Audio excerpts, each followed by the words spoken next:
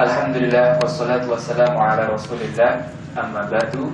Ikhwah sekalian, pertama marilah kita berikan bersyukur kepada Allah Subhanahu wa taala karena sampai memasuki acara selanjutnya untuk jam ini, alhamdulillah kita masih dianugerahi oleh Allah Subhanahu wa taala umur, kesehatan dan semuanya banyak nikmat sehingga kita bisa mengikuti acara ini. Salawat sekaligus salam semoga tetap tercurahkan kepada junjungan kita Nabi Agung Muhammad sallallahu alaihi wasallam. Beliaulah yang telah menunjukkan kepada kita semua agama Islam, dan kita berdoa semoga nantinya mendapatkan syafaat dari beliau. Amin ya rabbal alamin. Ya ikhwah sekalian, di tengah-tengah kita ada Ustaz Ansori Taslim LC. Beliau dari Fakultas Syariah Libya, lulus tahun 2005.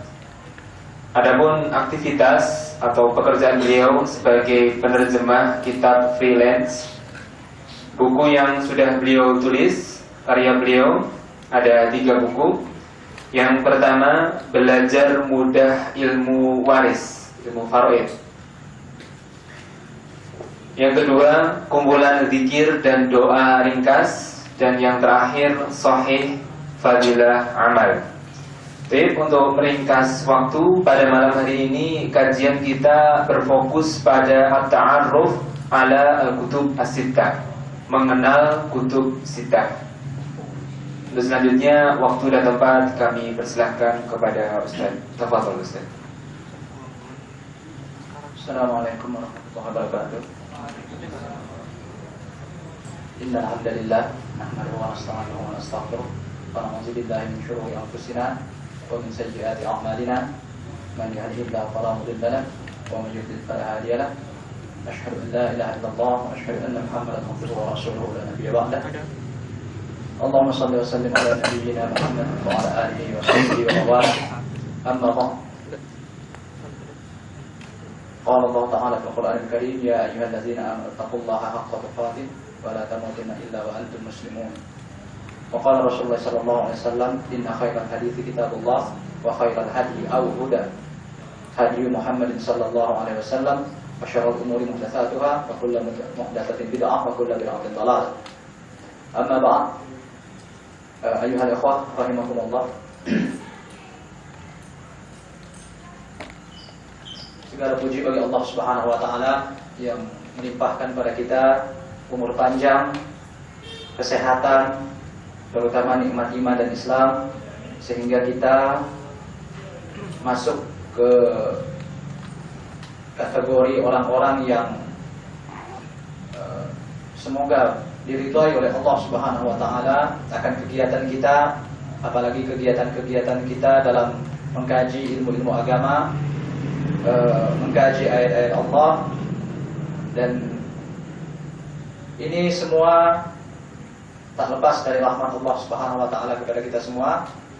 Di saat banyak orang tentu tidak lagi terlalu menghiraukan atau tidak lagi mempedulikan ilmu-ilmu agama, karena menganggap bahwa pelajaran ilmu agama itu adalah pelajaran kesekian kali atau nomor sekian gitu.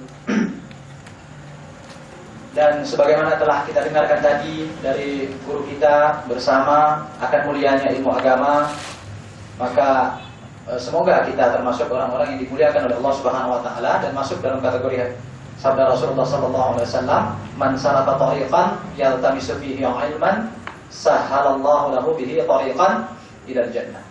Siapa yang salaka tariqan, menempuh jalan, suatu jalan, yaltamisu fihi 'ilman, di mana dengan jalan itu dia mencari ilmu, maka Allah akan memudahkan jalan baginya ke surga. Mudah-mudahan kita dimudahkan ya jalan kita ke surga semuanya. Ya, karena tujuan hidup kita tiada lain dan tiada bukan ya kehidupan ukhrawi yang kekal dan abadi. Ikhwah sekalian yang dimuliakan oleh Allah Subhanahu wa taala.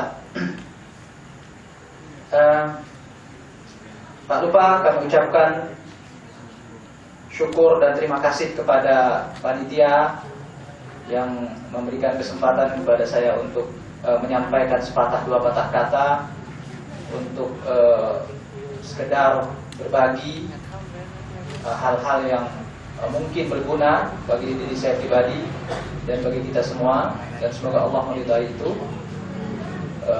Dan dalam kesempatan kali ini kita akan membahas tentang mengenal kutubus sittah. Sebenarnya kalau kita sudah bicara kutubus sittah, sudah ada yang spesifik, yaitu kita mengenal hadis secara spesifik kutubus sittah.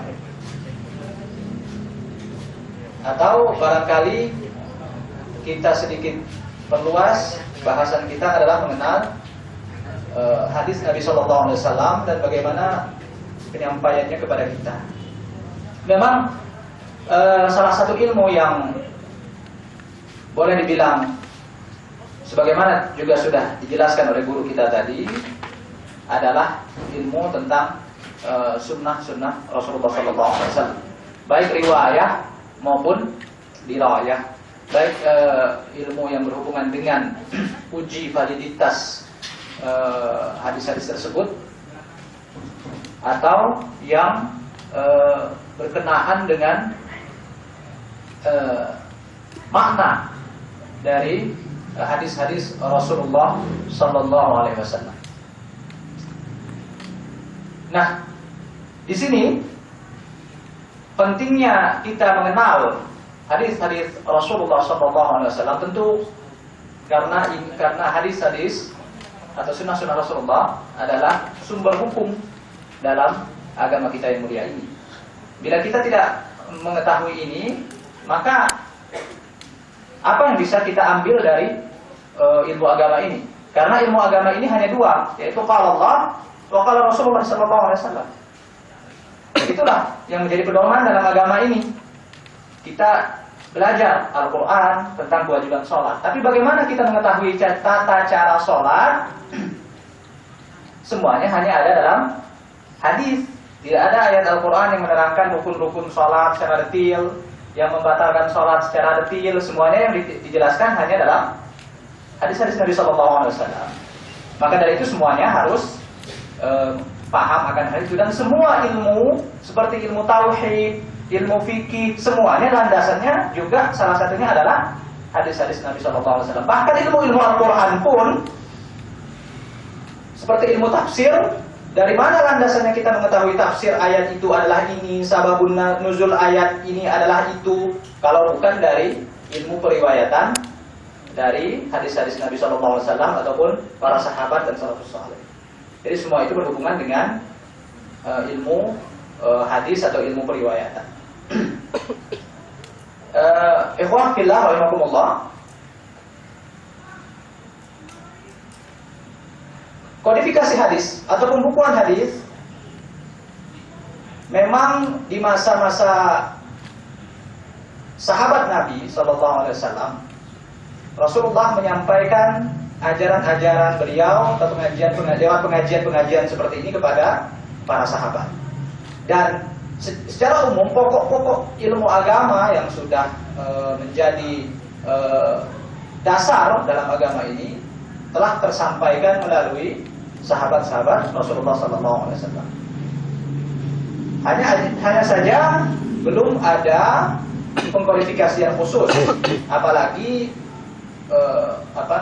pada waktu itu para sahabat dan para khalifah masih berkonsentrasi untuk membukukan Al-Quran, dan mereka takut kalau ada hal lain yang dibukukan selain Al-Quran, maka akan tercampur hafalan orang, tercampur nuskah atau mushaf-mushaf para sahabat, sehingga sempat dilarang penulisan hadis, dalam artian dilarang sementara, sampai akhirnya kemudian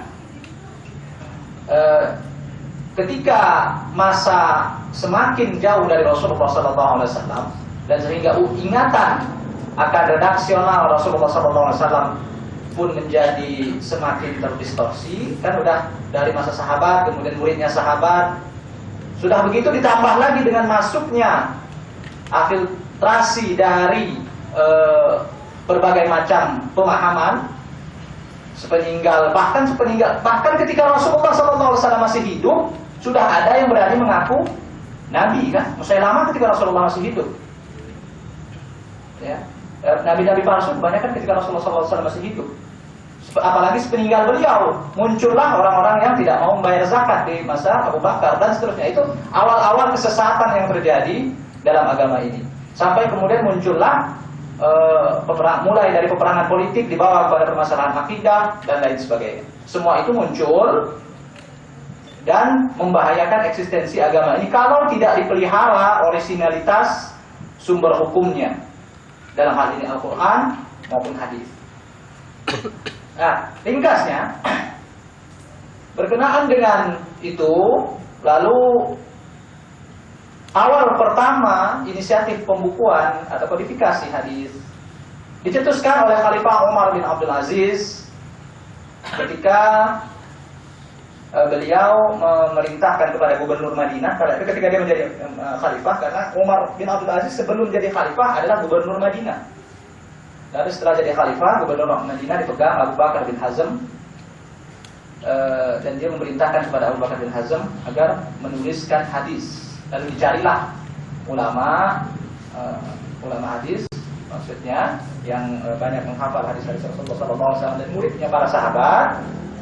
Lalu ditemukanlah Muhammad bin Muslim bin Syihab Az-Zuhri yang pertama kali membukukan hadis secara teratur, tertib, layaknya sebuah buku yang tersusun rapi. Sebelum itu hadis-hadis hanya tercatat atau dihafal, atau kalaupun dicatat dalam lembaran-lembaran yang bertebaran. Jadi tidak tersusun rapi, ini bab ini atau ini dari siapa gitu. Semuanya terserak dalam catatan-catatan masing-masing orang. Seperti kita nyatat begini, dengar Rasulullah ngomong, dengar sahabat ngomong, dicatat. Tapi kan nggak beraturan. Gitu. Jadi hanya sekedar kayak buku diari kayak gitu. Nah, kemudian datanglah Muhammad bin Muslim bin Syihab Az-Zuhri menyusun atau mengkodifikasikan hadis tersebut yang dia hafal dari Rasulullah SAW. Akan tetapi buku tulisan dari Az-Zuhri, Ibnu Syihab Az-Zuhri ini tidak sampai kepada kita.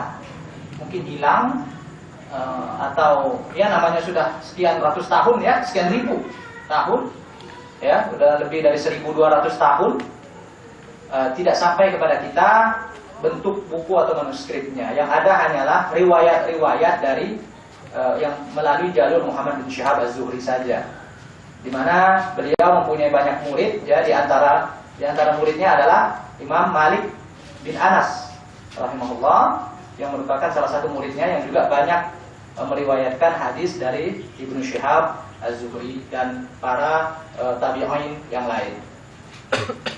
Nah, kemudian pasca Ibnu Syihab Az-Zuhri banyaklah para ulama yang kemudian menulis juga hadis-hadis tersebut di dalam bukunya.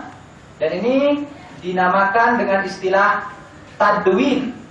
Tadwin itu ada istilah diwan. Diwan itu artinya lembaga atau pelembagaan. Tadwin artinya ya pelembagaan, maksudnya pengkodifikasian hadis. Jadi penulis kitab hadis itu namanya secara istilah dinamakan mudawwin, atau orang yang nulis riwayat hadis. Nah, dari Muhammad bin Syihab ini kemudian banyak yang nulis, salah satunya yang kitab tertua yang sampai kepada kita adalah kitabnya Imam Malik bin Anas, yaitu kitab Al-Muwatta. Sebenarnya sebelum Imam Malik pun sudah banyak yang menulis kitab-kitab sejenis atau yang merupakan muwatta artinya pijakan landasan untuk mengambil hukum berdasarkan hadis-hadis Rasulullah SAW. Tapi kemudian sebagian dari kitab-kitab tersebut tidak sampai kepada kita, dan hanya kitabnya Imam Malik yang sampai kepada kita. Ada ceritanya seperti yang dinukil oleh As-Suyuti kalau tidak salah dalam Tahdhibur Rawi, bahwa Imam Malik ini ditanya, mengapa Anda menulis ini? Pada tulisan sejenis kan sudah banyak, ngapain Anda repot-repot lagi? Jawaban Imam Malik, ma kutiba lillahi baqa. Apa yang ditulis karena Allah, maka dia akan kekal. Jadi kalau kita nulis ikhlas, kita nulis nih misalnya tentang sholat, buku pengajaran sholat itu kan udah banyak. Apa yang kita nulis lagi? Ya kalau kita nulisnya karena bukan karena Allah, ya memang buat apa kita nulis lagi, sudah banyak di pasaran. Tapi kalau kita nulisnya karena Allah, maka itu insya Allah akan kekal abadi, jadi tabungan kita, dibeli orang, orang baca, orang sholat karena pakai buku kita, sampai kita mati pun pahalanya mengalir ke kita. Kan jadinya ilmu yang dimanfaatkan. Idza mata ibnu Adama inqata amaluhu illa min salatin. Kalau seorang anak Adam sudah mati, maka nggak bisa lagi beramal, terputus, kecuali 3. Shadaqatin jariyah, sedekah yang mengalir. Mengalir maksudnya dia sudah mati tapi sedekahnya masih terus digunakan orang, bangun masjid misalnya, bangun sekolah dan lain sebagainya. Termasuk bangun WC umum selama masih dipakai orang, dia dapat pahala juga. Ya. Karena sangat bermanfaat bagi kehidupan orang banyak. Kemudian al-ilmin yuntafa'u bih, atau ilmunya yang digunakan oleh orang lain, termasuk orang yang ngajar-ngajar. Sebetulnya ilmu apa saja bila digunakan dalam kebaikan. Tidak hanya terlepas pada ilmu agama, bahkan orang kalau mengajar silat sekalipun, kalau dipakai untuk kebaikan berguna. Ya, jadi jangan merasa cuma ilmu agama yang akan dinilai oleh Allah, enggak. Orang yang ngajar silat sekalipun, kalau dia menitipkan pesan ini untuk digunakan kebaikan, misalnya orang menggunakannya, kemudian banyak orang tertolong dengan itu, maka dia akan dapat pahala. Sementara orang yang menyelewengkannya, menggunakannya tidak sesuai dengan apa yang dia inginkan, dia tidak akan bertanggung jawab. Kecuali kalau dia ngajarinya memang untuk kejahatan, baru dia tanggung jawab. Tapi kalau dia niatnya memang ngajar untuk kebaikan, untuk bela diri misalnya, lalu kemudian orang menggunakan itu, dia dapat pahala terus tuh sampai sekarang. Nah itu. Jadi semua ilmu yang dimanfaatkan oleh kaum muslimin dan bermanfaat serta diridhai oleh Allah Subhanahu wa taala, kita akan dapat terus pahalanya. Bukan cuma ilmu agama, tapi juga ilmu-ilmu umum.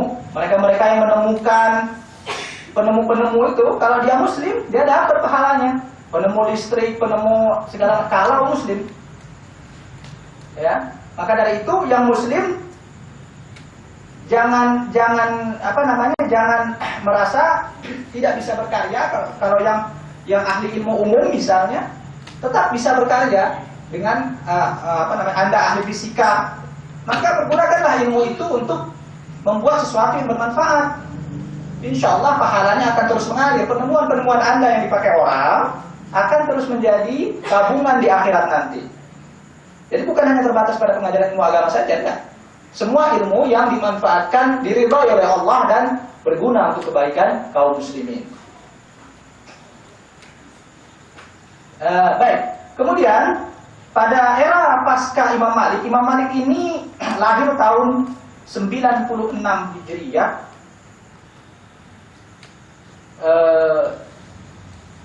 Dia berarti pada abad pertama, masuk pada abad pertama Hijriah, di bawah tahun 100, mengalami masa pemerintahan awal pertama khilafah Abbasiyah, mengalami masa akhir Bani Umayyah dan kemudian masa Khalifah Abbasiyah. Beliau lebih muda 16 tahun dibanding dengan Imam Abu Hanifah yang lahir pada tahun 80 Hijriah.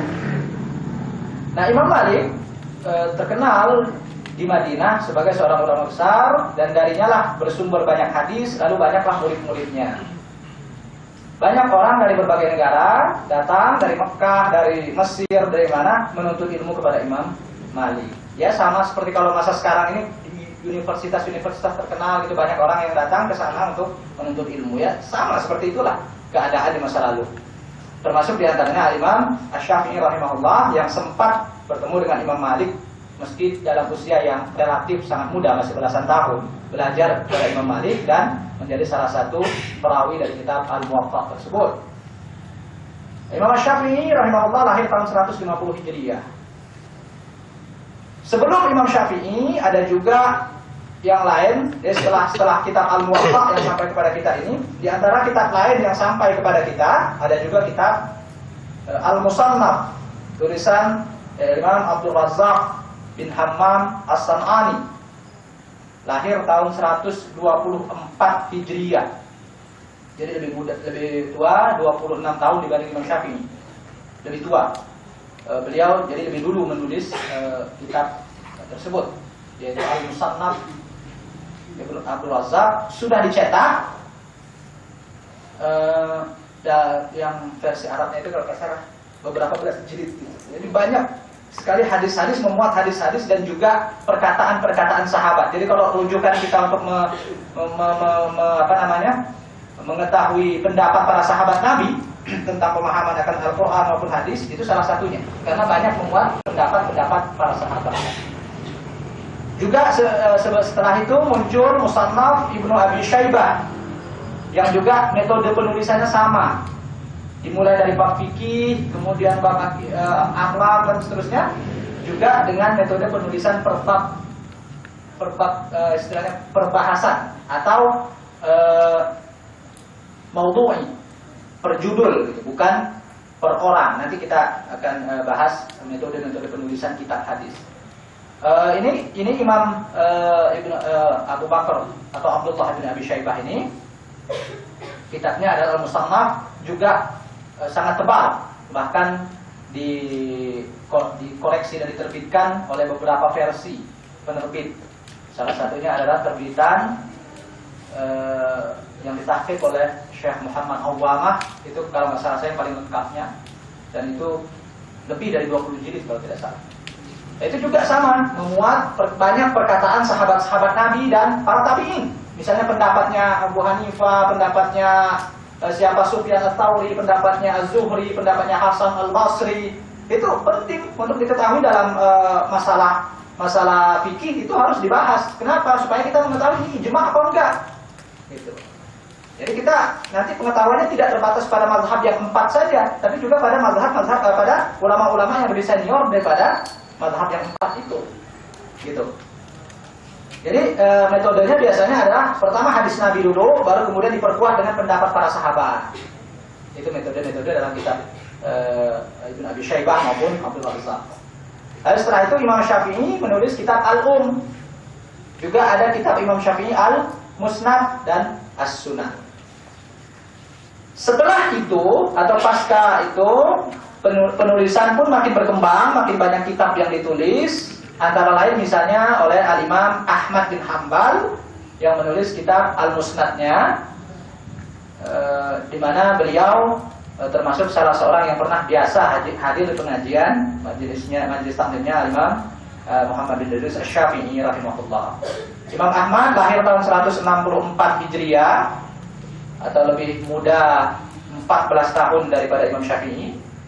Jadi tapi dianggapnya seangkatan begitu, meski tabaqahnya di bawah.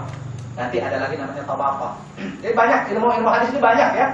Nggak bisa semalam, nggak bisa apalagi cuma sampai 8:30 misalnya, nggak bisa. Ini cuma sekedar pengantar penyemangat semata. Ya. Jadi kalau mau tahu detailnya ya harus harus belajar gitu. Termasuk belajar kepada Syekh Al-Allamah Jujal itu tadi, Syekh Google. Berguna kalau diarahkan ya. Yang dia nggak berguna, dia itu bisa menyesatkan kalau tidak diarahkan. Tapi kalau diarahkan, dia berguna. Nah, maka dari itu manfaatkanlah di jaring sosial untuk itu, untuk mempelajari grup-grup yang dibuat di Facebook misalnya, itu bisa berguna untuk mempelajari itu. Dan untuk orang-orang yang mengerti, internet cukup membantu, karena kalau dia menguasai kata kunci, dia tinggal tulis di Google muncul itu muncul banyak pilihan. Orang yang udah ngerti dia tahu situs mana yang harus dia kunjungi, mana yang enggak, ya kan gitu. Nah, itu fungsinya. Jadi sangat berguna kalau diarahkan. Nah, kemudian setelah itu murid-muridnya Imam Ahmad juga menulis banyak kitab. Seperti misalnya Al-Bukhari muncul menulis kitab Sahihnya, lalu muncul pula Muslim menulis kitab Sahihnya, juga ada At-Tirmizi menulis kitab Sunannya yang dia namakan Al-Jami' As-Sahih juga. Kemudian Abu Daud, dan banyak sebenarnya kitab-kitab penulisan hadis itu. Mengapa yang terkenal cuma 6? Kutubus Sittah cuma 6. Apa itu Kutubus Sittah? Yang pertama Sahih Bukhari, terus Sahih Muslim, Sunan Abi Daud, Sunan At-Tirmizi, Sunan Ibnu Majah, Sunan An-Nasa'i. Itu yang dikenal sebagai kitab yang 6. Kenapa mereka yang terkenal? Karena kitab-kitab inilah yang hanya memuat atau paling tidak dominan memuat sabda-sabda Rasulullah sallallahu alaihi wasallam. Mengapa kitab Al-Muwatta Imam Malik tidak termasuk kitab yang 6 ini?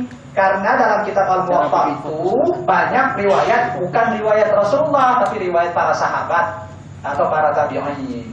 Makanya nggak dimasukkan. Padahal sebetulnya kalau dari segi kesohihan, semua hadis yang musnad itu artinya sanadnya sampai kepada Rasulullah sallallahu alaihi wasallam. Dalam kitab Al-Muwatta Imam Malik adalah sahih. Dan semua perawi yang dipakai dalam musnad riwayat oleh Imam Malik secara musnad menurut Imam Malik adalah sahih. Jadi gitu ya. Jadi sebenarnya kitab Muwatta Imam Malik itu sahih, tidak kalah sebenarnya dengan Sahih Bukhari atau Sahih Muslim. Cuma karena kebanyakan menukil riwayat-riwayat yang mursal, banyak riwayat mursal, maksudnya riwayat yang diriwayatkan oleh tabi'in kepada Rasulullah. Padahal tabi'in kan nggak ketemu sama Rasulullah, makanya dinamakan mursal. Artinya mursal itu lepas gitu aja gitu loh, disambungkan gitu aja. Tadi kayak ada perumpamaan naik tangga, dia nggak lagi naik tangga satu langsung lompat gitu aja, lewatin tangga beberapa anak tangga gitu. Nah itu namanya mursal. Ya, makanya dhaif kalau mursal. Orang siapa yang dia nggak ketemu dengan Rasulullah, bagaimana dia taunya kepada Rasulullah SAW? Nah itulah yang dinamakan sanad. Apa itu sanad? Sandaran ucapan. Kan nggak mungkin seperti Al-Bukhari yang lahir tahun 194 Hijriyah berkata Rasulullah SAW bersabda, nggak mungkin kan? Rasulullah wafat tahun berapa? Tahun berapa Hijriyah Rasulullah wafat? Iya tahun 10 Hijriyah, orang dia 10 tahun di Madinah. Ya kan Rasulullah berdakwah 13 tahun di Mekah, 10 tahun di Madinah, berarti wafatnya tahun 10 Hijriah. Nah ini 10 tahun. Al-Bukhari lahir tahun 194. Kalau dikatakan dewasanya umur 15 tahun misalnya, paling enggak tahun 200 dia baru meriwayatkan hadis. Antara 10 dengan 200 kan ada jarak 180 tahun, 190 tahun jarak antara kematian Rasulullah dengan kedewasaan Imam Bukhari. Nggak mungkin kan? Nah pasti dia kalau dia bilang kalau Rasulullah SAW, berarti dia pasti dengar dari orang lain, nggak mungkin langsung dari Rasulullah, karena periwayatan hadis melalui mimpi tidak dianggap. Ya nggak ada. Kalau ada orang ngaku saya mimpi ketemu Rasulullah, tapi ini ada loh. Orang ahli tasawuf banyak yang mengklaim itu. Jadi ada cerita orang ketika dia ditanya sebuah hadis, dia bilang tunggu sebentar ya, saya masuk kamar dulu. Masuk kamar dia keluar, oh ini hadisnya sahih. Loh dari mana antum tahu Ustaz? Tadi Rasulullah bilang sama saya telepati sama Rasulullah. Bisa begitu, orang banyak yang seperti itu, ngaku-ngaku begitu. Dan itu adalah mustahil dalam akidah Ahlussunnah wal Jamaah. Sebab nanti kalau dia bisa begitu, orang lain juga boleh begitu. Akhirnya masing-masing mengklaim. Dan apakah dia sengaja berdusta? Bisa jadi enggak. Dia itu enggak berdusta, sengaja berdusta enggak. Tapi ketika seseorang udah main kayak gitu, jin itu menyerupai Rasulullah, menyerupai malaikat, ngaku-ngaku malaikat, ngaku-ngaku Rasulullah, untuk menyesatkan umat manusia. Jadi kalau ada orang mengatakan saya tadi ketemu Rasulullah, dia bilang begini, mengajarkan amalan itu dan ini kepada saya, dia benar Rasulullah, dia bersumpah, dia begini dan sebagainya lah, ya itu bisa jadi adalah jin. Oh lalu bagaimana? Bukankah dalam hadis dikatakan siapa yang bermimpi bertemu Rasulullah maka bertemu benar dengan Rasulullah? Ya itu berlaku untuk orang yang pernah melihat wajah Rasulullah. Kalau kita dari mana kita tahu wajah Rasulullah SAW? Ya kan? Kalau ada jin yang datang, setan yang datang kepada kita, mengaku pada Rasulullah, bisa kita bedakan dia atau bukan? Nah, kalau dalam hadis itu betul, memang dikatakan begitu bagi yang orang yang sudah tahu ciri-ciri dan wajah Rasulullah SAW. Karena zaman dulu belum ada foto, jadi nggak bisa dilihat wajah beliau. Paling kita cuma tahu ciri-cirinya begini, itu masih bisa ditiru oleh syaitan. Gitu. Nah gitu ya. Jadi tidak ada lagi periwayatan hadis lewat mimpi, lewat wangsit, lewat apa segala macam itu tidak ada lagi dan tidak berlaku. Mungkinkah orang bertemu Rasulullah? Mungkin saja. Banyak yang terjadi di antara kepada orang-orang soleh, para imam terdahulu juga banyak yang mimpi ketemu Rasulullah. Tapi dalam mimpi itu tidak ada mengajarkan syariat tertentu, tambahan amalan tertentu, penambahan hukum halal haram, karena al-yauma akmaltu lakum dinakum wa atmamtu alaikum ni'mati, kata Allah. Udah disempurnakan agama ini dan disempurnakan pula nikmat Allah. Jadi gak mungkin lagi ada tambahan. Gitu. Baik. Sampai di mana kita? Mengikuti kan? Nah, sampai di mana kita tadi? Asalnya poin kita? Sana. Nah, itulah yang dinamakan sana.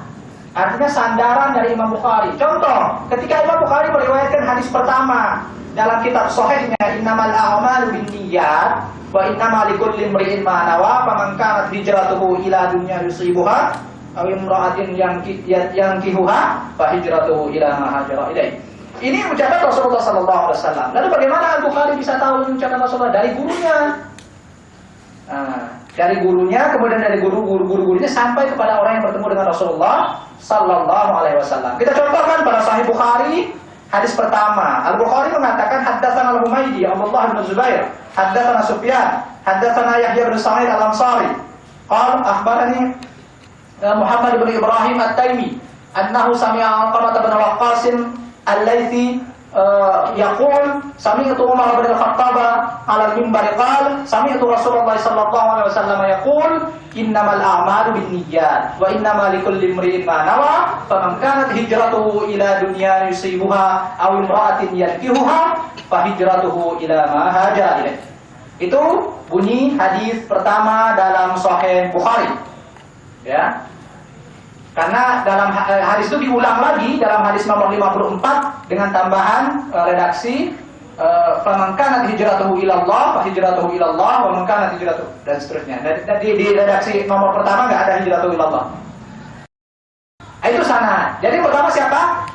Al-Humaydi, Abdullah bin Zubair. Itu gurunya Al-Bukhari. Al-Bukhari dengar dari Abdullah bin Zubair. Abdullah bin Zubair atau Al-Humaydi ini menceritakan kepada kami. Al-Humaydi kan belum ketemu Rasulullah, pasti dengar dari gurunya siapa? Haddatsana Sufyan.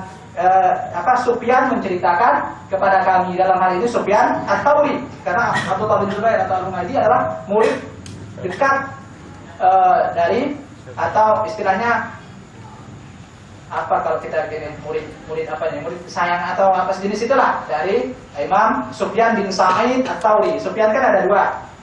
Ada banyak sebenarnya, tapi yang terkenal itu ada dua, Sufyan Ats-Tsauri dan Sufyan bin Uyainah. Dua-duanya sama-sama thiqah dan sama-sama perawi yang dipakai dalam kutubus sittah. Nah, Sufyan juga belum ketemu nih dengan Rasulullah, masih jauh. Dia pasti dengar dari gurunya. Siapa gurunya di sini? Haddatsana Yahya bin Sa'id Al-Ansari. Yahya bin Sa'id Al-Ansari yang menceritakan kepada kami. Kalau dia bilang menceritakan kepada kami, berarti waktu Yahya itu ngomong rame-rame begini. Sebab ada juga menceritakan kepadaku, berarti sendirian doang dia. Mungkin dia bertamu ke rumahnya atau gimana gitu, diceritakan hadis. Kalau dia menceritakan kepada kami, berarti yang dengar rame-rame. Gitu. Ayahnya bin Sa'id pun cuma tabi'in junior yang jauh usianya. Dia cuma bertemu dengan Anas bin Malik dan beberapa sahabat yang meninggal belakangan, tapi tidak bertemu pada Rasulullah SAW. Jadi dia dengar dari siapa? Dengar dari gurunya juga. Dalam hal ini adalah akhbarani Muhammad bin Ibrahim At-Taimi. Muhammad bin Ibrahim At-Taimi mengabarkan kepadaku, katanya gurunya bernama Muhammad bin Ibrahim At-Taimi, yang juga belum ketemu dengan Rasulullah. Dari siapa lagi gurunya di sini?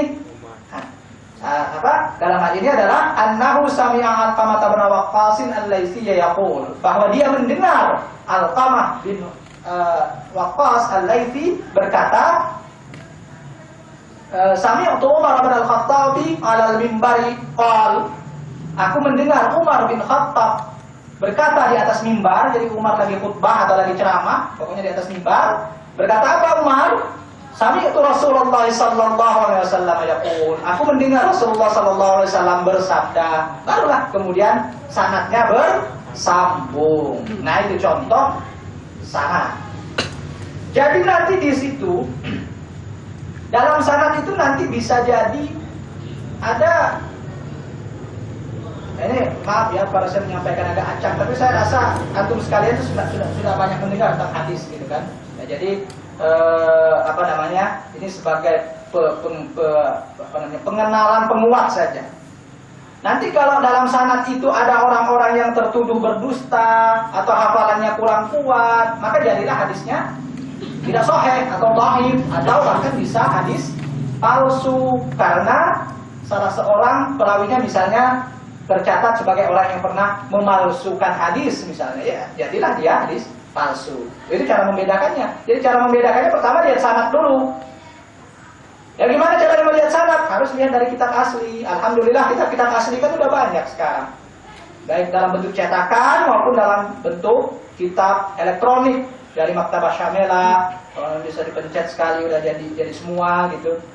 Banyak. Jadi sudah alhamdulillah tidak lagi susah untuk mengecek.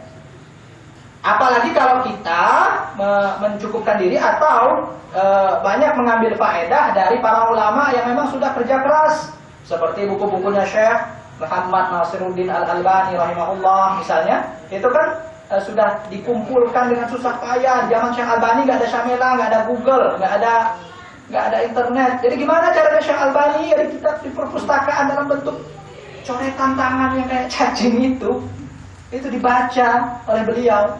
Kita masih mending bukunya, cetakannya. Pernah lihat kitab kuning? Kitab kuning yang lama itu nggak ada titik, nggak ada koma, puyeng-puyeng dah kita bacanya. Gitu kan. Syekh Albani lebih parah lagi, tulisan tangan kayak cacing begitu dibaca. Itu pun nggak, kadang-kadang di sini satu, di sana satu. Berapa puluh tahun beliau menghabiskan usia untuk mengkaji dan bisa menulis kitab silsilah sahih dan silsilah dhaifah itu. Jadi nggak akan ada lah, boleh dibilang nggak akan ada lagi orang semasanya yang bisa berkhidmah seperti apa yang beliau lakukan. Kalau yang nyalah-nyalahin banyak, kan nyalahin memang gampang. Yang namanya orang kerja kayak gitu nggak mungkin lah nggak ada salahnya. Gimana mungkin? Namanya manusia biasa. Orang yang pakai Syamela, pakai Google, pakai segala macam aja masih bisa salah, apalagi yang kerja manual seperti itu. Itu semua tidak akan diberi kemampuan kecuali oleh orang-orang yang telah diberi karomah oleh Allah Subhanahu wa taala akan kecintaannya terhadap sunnah nabawiyah ini. Nah, itu yang dinamakan sanad. Lalu kemudian kita mencoba untuk mengenal metode penyusunan kitab hadis. Yang pertama, metode yang paling dikenal atau yang paling banyak adalah metode as-sunan atau al-musannaf.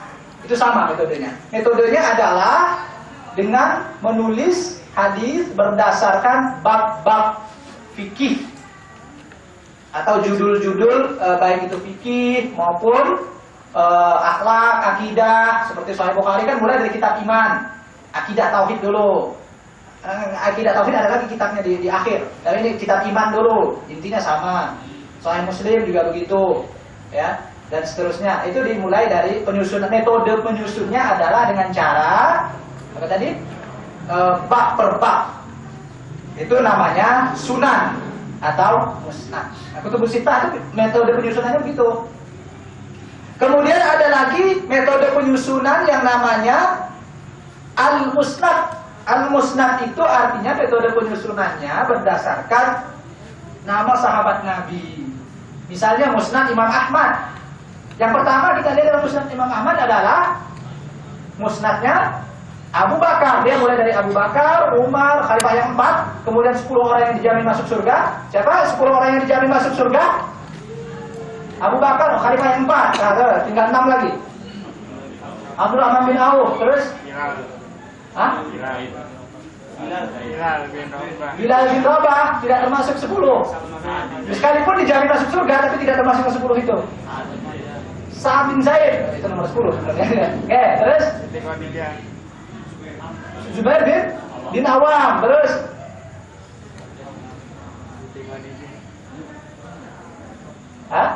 Thalhah bin Ubaidillah. Satu lagi.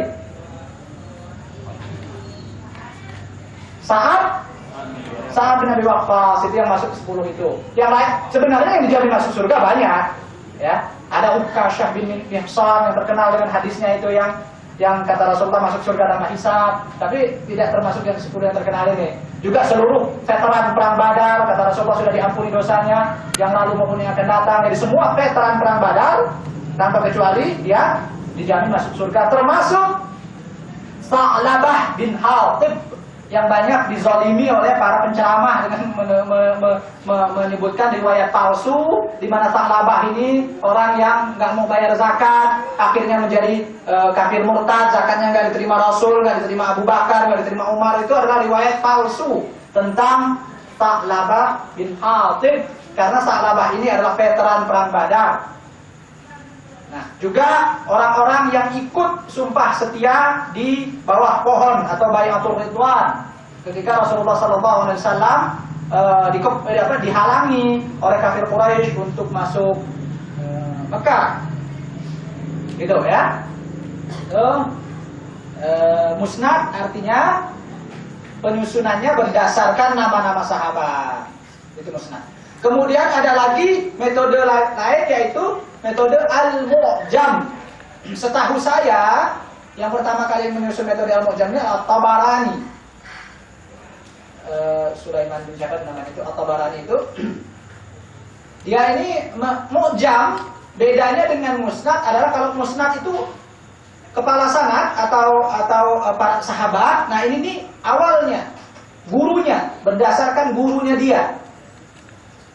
Jadi misalnya nama gurunya Ahmad, ditulis lagi berdasarkan abjad. Ahmad siapa? Ahmad bin siapa? Bin siapa? Al siapa? Begitu metode penyusunan mu'jam. Jadi agak sulit dipahami oleh orang pemula. Jadi mu'jam ini hanya gampang dipahami oleh orang-orang yang sudah malang melintang dalam ilmu sanad dan ilmu rijal untuk mengetahui gurunya simpulan ini.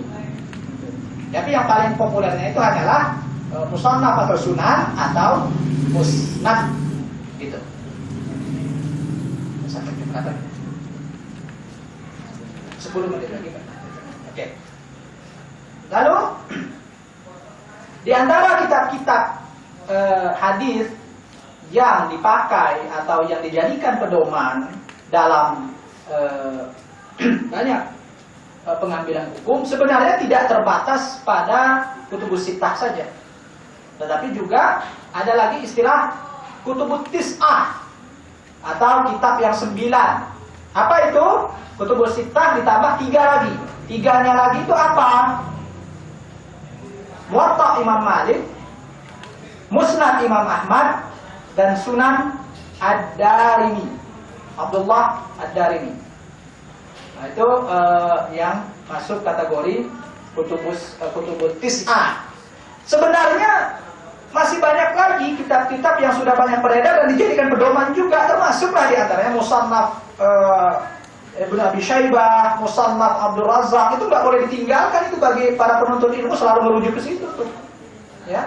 Apalagi Abdul Razak maupun Ibnu Abi Syaibah itu jaraknya kepada Rasulullah relatif dekat, dari namanya sanad ali, sanadnya tinggi. Paling cuma 3 orang meriwayatkan kepada Rasulullah nyampe. Nah, semakin tinggi atau semakin pendek rantai sanad, semakin besar kemungkinan sahihnya.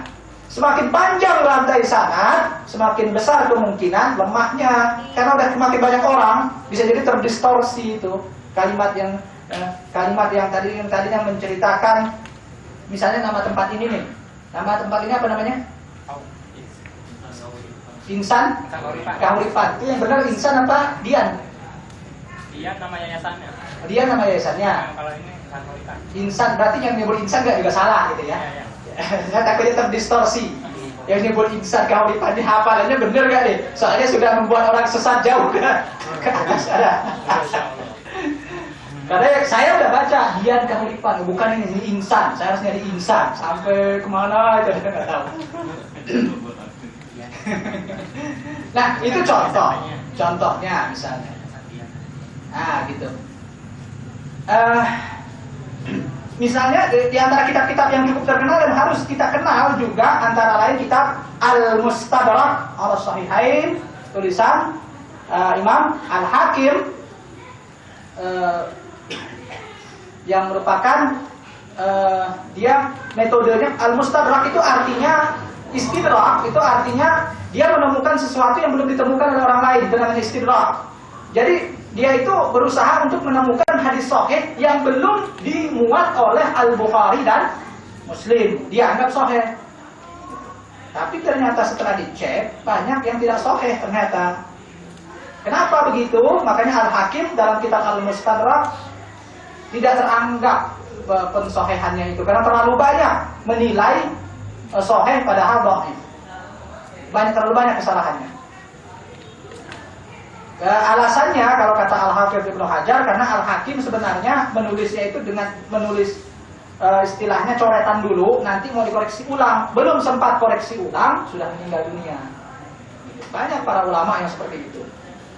Jadi kalau misalnya kenapa kok ada hadis palsu dalam kitab Al-Mustadrak atau dalam kitab Mu'jam At-Tabarani dan sebagainya, ini berarti dia sengaja membuat hadis palsu? Enggak, bisa jadi dia sendiri nggak tahu kalau di antara perawinya itu ada perawi yang palsu. Jadi tidak semua ulama hadis itu tahu bahwa perawi yang dia pergunakan itu palsu. Kadang dia menilainya nggak palsu, dia menilainya orang ini baik-baik saja, ataupun orang ini masih boleh diriwayatkan hadisnya. Gitu.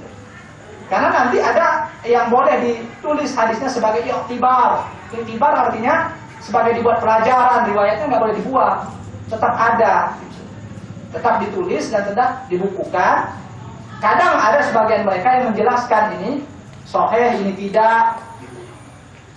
Begitulah metode-metode penyusunan kitab-kitab hadis para imam, dan itu juga beberapa kitab hadis yang harus kita kenal dan mungkin juga harus kita setidaknya kita bermain di terasnya lah. Kalaupun nggak sanggup masuk ke dalam rumahnya, ya main-main di terasnya kitab-kitab hadis itu. Lama-lama kita akan ngerti. Lama-lama akan ngerti. Sedikit-sedikit jadi bukit gitu. Nah, gitu. Memang belajar itu ya harus begitu, harus sedikit-sedikit, harus pelan-pelan, harus juga bersusah-susah dulu, nggak paham nih, susah. Ya, kayak pengalaman kami belajar dulu juga begitu, aduh susah amat di buku, gimana belajarnya. Setelah lulus kuliah baru merasa, oh iya gampang ya memahami. Begitulah keadaannya para penuntut ilmu. Dan itu bukan kekhususan untuk para penuntut ilmu fakultas syariah saja. Betapa banyak orang-orang yang dari fakultas umum bisa hafal Quran, bisa hafal hadis, bahkan bisa jadi ulama. Ya, banyak seperti itu. Misalnya kalau para masyayikh yang di Mesir itu, kebanyakan mereka di fakultas umum. Syekh Abu Ishaq Al-Huwaini, alumni S1-nya jurusan bahasa Perancis lagi. Bahasa Perancis jadi ahli hadis. Sekarang jadi rujukan hadis gitu kan. Syekh Muhammad bin Abdul Maksur yang sering saya juluki sebagai kitab berjalan, karena memang kalau kita dengar ceramahnya benar-benar kayak kitab berjalan, dia hafal. Bahkan ada berdasarkan persaksian seorang teman di Mesir, katanya dia tuh hafal kitab Al-Muhalla. Gila, kitab Al-Muhalla berapa belas jilid itu bisa hafal. Mungkin nggak hafal dalam artian kayak buku, enggak, tapi banyak menyebutnya itu benar gitu. Bab-babnya gitu. Itu bukan orang agama itu S1, S2, S3-nya Fakultas Pertanian, dan dia juga dosen pertanian di Universitas Kairo.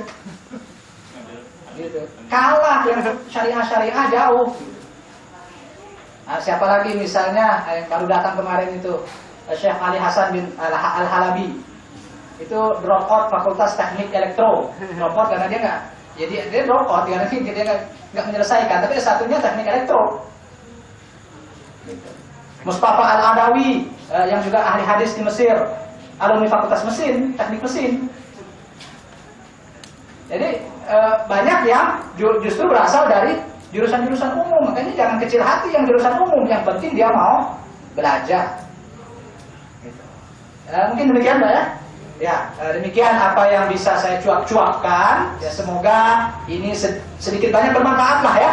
Semoga sedikit banyak bermanfaat, dan mudah-mudahan kalau mau lanjut tahu lebih dalam ya terus ikuti program ini nih. nyantren weekend ini insya Allah kan sudah ada kelasnya ya. Terus ikuti, insya Allah akan mendapat banyak faidah-faidah yang berguna. Demikian.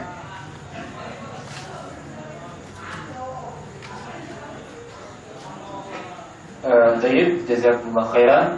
Kita buka sesi tanya jawab. Yang pertama kita buka 2 pertanyaan dulu dari ikhwan. Tafadhol, silakan. Kalau nggak ada yang bertanya nanti ditanya. Atau untuk akhwatnya bisa kirim suratnya. Bisa ada suratnya. Karena ikhwannya sudah 45 tenaganya. Ya, kadang di kitab hadis ada tokoh mulai, kadang kan ada saya Bukhari aja, saya Muslim, tapi ada tokoh itu maksudnya apa? Terkadang ada yang menerjemahkan KR Bukhari Muslim. ya atau muttafaq alaih.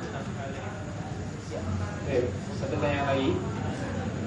Ya, Bapak. Ini Ustaz, kita sebagai awalan pemula gitu ya. Nah kan kadang melihat satu kitab itu kadang membacanya juga, kalau misalnya kita pengen seriusin satu itu aja kadang butuh waktu lama untuk paham gitu kan. Nah kiat-kiatnya apa Ustaz untuk orang yang kesibukannya mau kerja, udah kerja begitu ya, harus anak juga di rumah gitu kan. Kiat-kiatnya, strateginya gimana gitu Pak? Udah lantai gitu. Tentunya kan kebanyakan malah jadi waktu sisa. Apa itu udah punya anak? Udah. Dari berapa orang? Satu. Baik. Baik, syukran. Jadi pertanyaan pertama, apa yang dimaksud dengan muttafaqun alaih? Ada yang mengartikan Bukhari Muslim, ada yang muttafaqun alaih begitu aja. Yang tepat Ustaz. Baik. Pertama yang dimaksud dengan muttafaqun alaih artinya disepakati kesohihannya oleh Al-Bukhari dan Muslim. Cirinya adalah bahwa hadis itu ada dalam Sahih Bukhari dan Muslim, bertumpu pada bermuara sanad yang sama. Itu namanya muttafaq alaih. Jadi kalau dalam bahasa Indonesia kalau ada istilah kita lihat di buku dalam kurung HR Bukhari dan Muslim, kemudian dalam kurung muttafaq alaih itu sama. Itu sebenarnya sama. Tapi kalau istilah yang lebih dalam lagi bisa beda. Bedanya begini, kalau yang dinamakan muttafaq alaih itu tadi saya bilang sanadnya cuma satu. Bukhari dan Muslim bertemu riwayatnya di muara yang sama. Ya kayak hadis itu tadi, innamal a'malu binniyat. Muslim juga meriwayatkan bertemu sanadnya di Yahya bin Sa'id Al-Ansari. Ketemu di situ. Jadi muttafaq alaih dia. Nah, tapi kalau yang Al-Bukhari dan Muslim secara umum dia bisa lebih luas. Bisa jadi Bukhari meriwayatkan dari Ibnu Abbas, Muslim meriwayatkan dari Ibnu Umar misalnya. Nah, itu boleh ditulis HR Bukhari Muslim. Itu juga karena sanadnya beda. Malah dia jadi lebih kuat karena dia punya 2 sanad. Seperti hadis tentang iman. Iman rukun malaikat Jibril yang datang bertanya itu kan Al-Bukhari kan meriwayatkan hadis Abdullah bin Umar, dia meriwayatkannya hadis Abu Hurairah. Ya, sementara Muslim meriwayatkan riwayat Abdullah bin Umar. Nah, jadi itu boleh masuk kategori HR Bukhari Muslim yang lebih luas daripada muttafaq alaih. Jadi kalau muttafaq alaih itu satu sanad muaranya. Kalau Al-Bukhari Muslim itu bisa dengan sanad yang berbeda. Akan tetapi kalau secara umum kita baca buku bahasa Indonesia, HR Bukhari Muslim dengan muttafaq alaih itu sama. Gitu. Nah, kemudian bagaimana cara kita apa tadi? Mudah belajar, tapi kitabnya sudah ada. Oh, kitabnya sudah ada, berarti kita tinggal mengukur waktu. Baca nggak boleh banyak-banyak kalau gitu. Baca muqaddimah dulu. Sebelum baca kitab apapun, bacalah muqaddimahnya. Karena di situ dia kadang-kadang dari muqaddimah itulah ini kitab metodenya gimana, yang dia maksud istilah ini apa, siapa, itu kita akan menyatu dengan penulis. Karena seolah-olah kita merasa kita yang menulis ketika kita baca kata pengantar itu. Kemudian setelah itu masuk pada baca dulu seluruh daftar isi. Baca dulu seluruh daftar isinya. Ya, dengan membaca daftar isi kita seolah-olah sudah pegang. Kalau dia ibaratkan bola, kita sudah pegang nih bola. Oh ini gambarnya sudah ada. Di sini warna ini, di sini ada. Nah, misalnya begini nih, gitu loh. Nah, Jadi ibarat siapa yang bertanding di klub Liga Inggris, kita udah lihat dulu seluruhnya, baru mempelajari satu-satu. Gitu. Jadi udah dilihat dulu, ada 24 klub atau ada 18 klub misalnya. Udah kebayang tuh gambarnya, lambangnya misalnya, itu udah kebayang di kita, itu daftar isi. Nanti baru kita mulai bahas satu persatu. Ini pemainnya siapa?